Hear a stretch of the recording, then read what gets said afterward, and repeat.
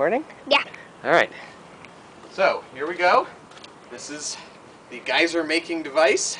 Remember not to turn that, right, Griffin? Right. So we take off the cap here, and we're going to put on, in this depth charge. Woo! Whoopsie. I need the pin, honey. Thank you. Almost fell out the bottom. So that goes right there. Now it won't fall through. We put the top on, which makes a smaller hole at the top. That's going to help it to squirt higher, right? Because there's a fixed amount of pressure. So the smaller the hole, the more it has to, the harder it's going to rush through, because it's got a fixed amount of pushing that it's got inside of it. So we'll put a whole bunch of coarse salt in.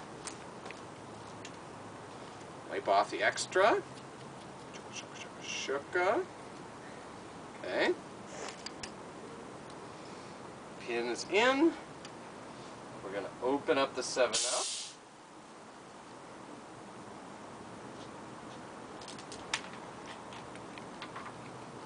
We're going to put this on.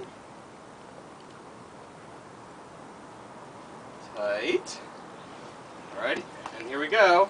1, 2, 3, go!